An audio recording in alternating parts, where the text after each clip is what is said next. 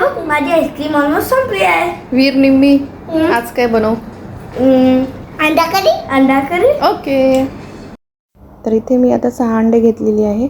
त्याला बॉईल करायला ठेवलं आहे आणि मीठ टाकून त्याला बॉईल करून घेतलं होतं. त्यानंतर मी याला वरचं स्किन काढून असं कट करून घेतलं आहे.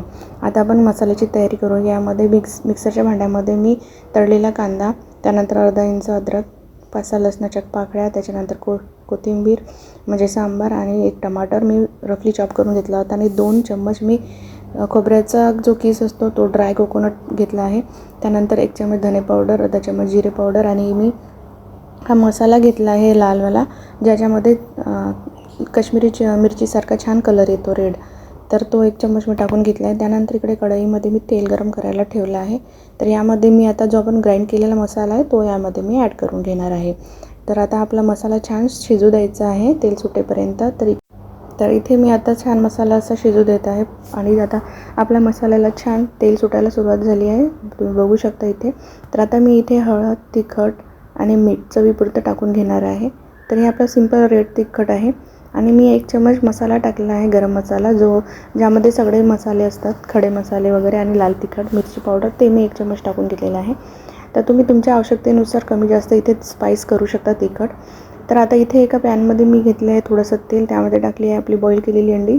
तर ही कट करून घेतली होती थोडीशी, म्हणजे मसाला त्यामध्ये गेला पाहिजे म्हणून.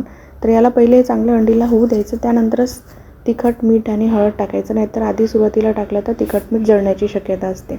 आणि इकडे साईडला पण मसाला पण फिरवून घेणार आहे. तर मी या स्टेजला थोडंसं मी पाणी टाकलं आहे 2-3 चम्मच. तर ज्या मिक्सरमध्ये आपण ग्राइंड केलं होतं त्याच मिक्सरमध्ये मी थोडं पाणी टाकलं होतं आणि तेच पाणी मी 1-2 चम्मच यामध्ये ॲड केलं होतं.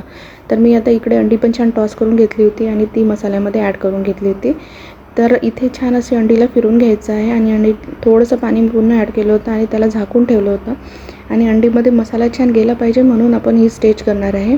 तर इथे झाकून ठेवायचं आणि तुम्ही बघू शकता याला किती छान असं तेल सुटलं आहे, म्हणजे अंडीला पण छान टेस्ट येतो. तर इथे पुन्हा मी पाणी ॲड केलं आहे. तर तुम्हाला तुमच्या कन्सिस्टन्सीनुसार तुम्ही पाणी कमी जास्त इथे करू शकता. तर मी इथे थोडीशी पातळ केली होती ग्रेव्ही. तर तुम्हाला जशी पाहिजे तुम्ही इथे करू शकता किंवा मग त्या स्टेजलाच तुम्ही बंद पण करू शकता. तर इथे आपली मस्त बॉईल आले आहे. मी 1-2 उकडी छान काढून घेतली होती. जितकी छान उकळणार भाजी तितकी छान टेस्ट येणार आणि भाजी करताना कधी पण घाई करू नका. आणि त्यानंतर मी टाकलं आहे फ्रेश कोरिअँडर. तर तुम्ही बघू शकता इथे भाजीला रंग देखील सुरेख आलेला आहे आणि खायला पण ही तेवढीच टेस्टी झाली होती. सगळ्यांना खूप आवडली होती आणि सिंपल आहे करायला.